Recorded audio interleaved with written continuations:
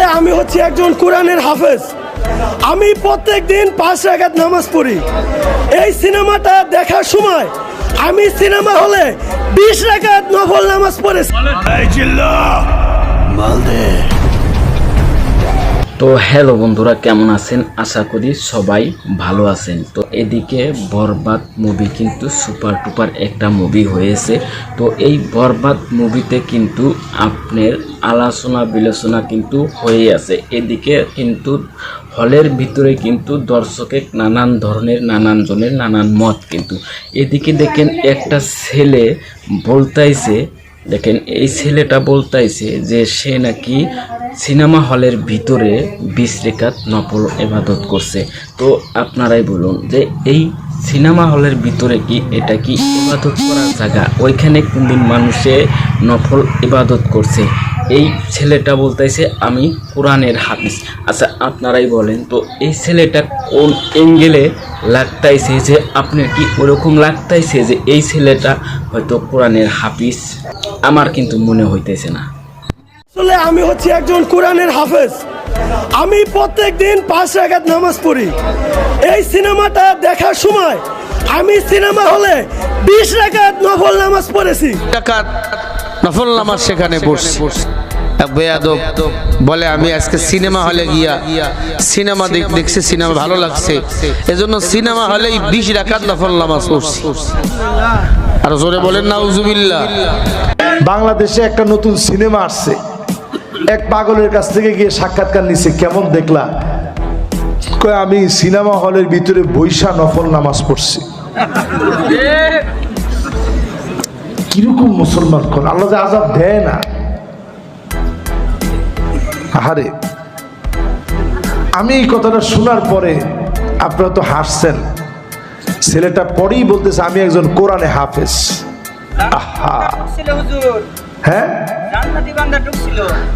একজন কইছে যে হুজুর জান্নাতি বান্দা ঢুকছে, উনি ওইখানে নামাজ পড়ছে। বলছে যে এই ছবি দেখলে আর কিচ্ছু দরকার নাই।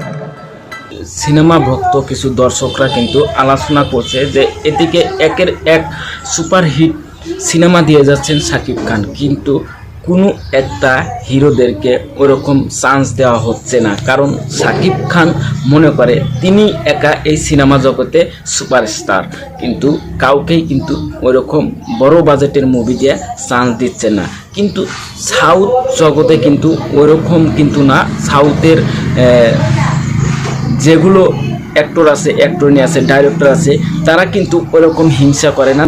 ইন্ডিয়ায় কিন্তু সেটা না। সাউথের মুভিগুলো আছে, বলিউড মুভিগুলো যে আছে, তো তারা কিন্তু ওরকম না। ডাইরেক্টররা, অ্যাক্টর, পুরা সিনেমা ইন্ডাস্ট্রিটের লোকরা তারা কিন্তু সবাইকে কিন্তু চান্স দিচ্ছে, সবাইকে কিন্তু নিয়ে এগিয়ে যাচ্ছে। কিন্তু বাংলাদেশে কিন্তু ওরকম না। বাংলাদেশে শাকিব খান মনে করেন যে না, আমি একাই এগিয়ে যাব, আমি একাই সুপারস্টার, আর সিনেমা ইন্ডাস্ট্রিকে আমি একাই ধরে রেখেছি, কিন্তু কাউকেই চান্স দিচ্ছে না।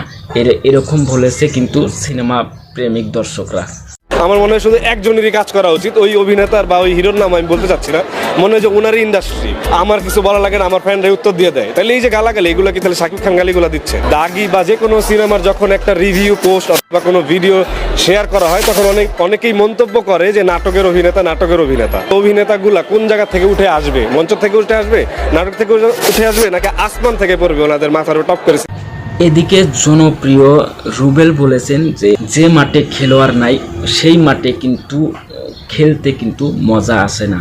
তো শাকিব খান কিন্তু সে একাই প্রতিদ্বন্দ্বিতা করে গেছে, সে কিন্তু তার সাথে কোনো প্রতিদ্বন্দ্বিতা কিন্তু কেউ নাই, কারণ সে হতে দেয় না কাউকে। সুপ্রিয় দর্শক, সাকিবের কাছে কোনো প্রতিদ্বন্দ্বী নেই কেন? এই প্রশ্ন আপনারা নিজেরা কখনো বলেন না কেন? আমি বিশ্বাস করি সে তার প্রতিদ্বন্দ্বী তৈরি হতে দেয়নি। কেন দেয়নি সেটা আপনারা জানেন। আজকের এই ভিডিওটা কেমন লাগলো অবশ্যই আপনাদের মতামতগুলো জানাবেন, আর এর থেকেও ভালো করার চেষ্টা করব। তো আমার চ্যানেলে যদি নতুন এসে থাকেন অবশ্যই আমার চ্যানেলটাকে সাবস্ক্রাইব করে দিবেন।